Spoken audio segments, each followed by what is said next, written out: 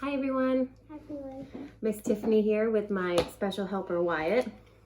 Again today. Today I wanted to spend a couple minutes talking about Play-Doh and playing with Play-Doh with you, and maybe giving you all some ideas of different ways to play with Play-Doh if you've been playing with Play-Doh now for a couple weeks and are feeling like you need something different.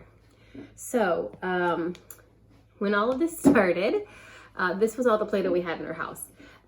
So instead of going out and buying more, Wyatt and I together made our own Play-Doh. So if you have this Play-Doh at home, great. If you want to buy more of this Play-Doh, great.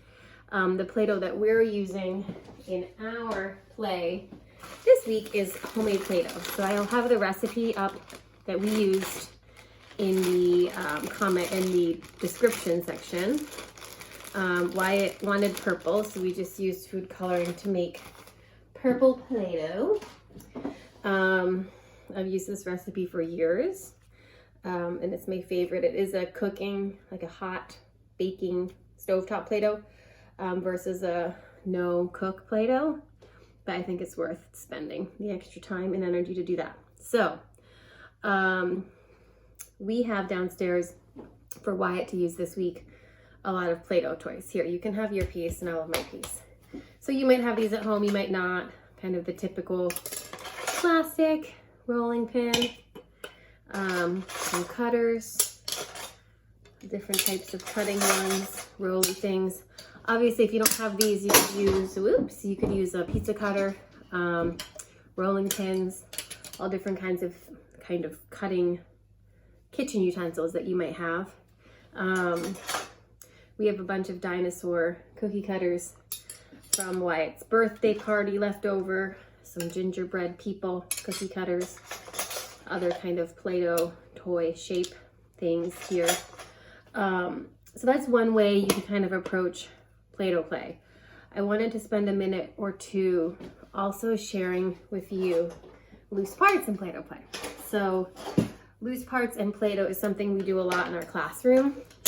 It can get a little messier with the materials where you just might have to soak some things afterwards to clean them.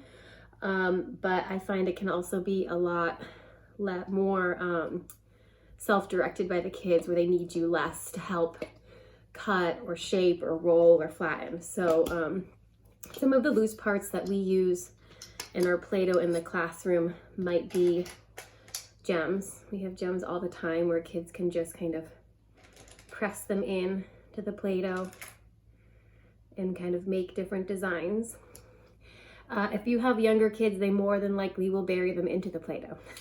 So there's a cleanup piece where you might have to dig through your Play-Doh to find all of the smaller loose parts. Bottle caps are also equally as interesting, both for pressing in and maybe stamping into the Play-Doh. So bottle caps can leave different kind of stamp designs. Ooh. I know, it almost looks like a little tiger footprint or something. If you're taking any nature walks at the beach, collecting shells and using them in your Play-Doh to kind of build up. I know kids in preschool love to build up. When we plan things to go out, they're often stacking on top. So that's another way you could kind of include nature items and loose parts into your Play-Doh play. We have these really cool shells at my house, but they could also be little short sticks, again, to kind of create people or a fence or a design in your Play-Doh. I, as an adult, find Play-Doh a soothing thing to play with. So if you're looking for a work break with your kid, play with some Play-Doh. And yeah, the other loose parts we have at my house right now are coins, can tabs. We've been collecting bottle caps as we've been doing dishes. As you're going on nature walks, collecting different nature items. Some nature items you'll find won't really work with Play-Doh.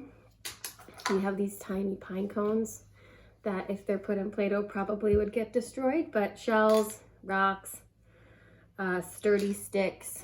What else? Well, these are some gems I have from an old necklace you could use in the Play-Doh.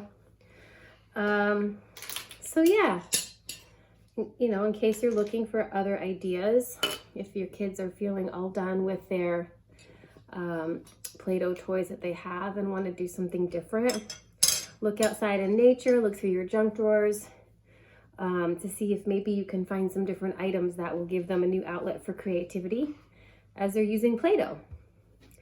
Any thoughts you want to share, Wyatt? About Play-Doh? Any ideas I forgot? I covered it all? All right, well, we're going to get busy playing. We hope you will too today, and we will see you next time. You want to say bye? Bye. Bye, everyone.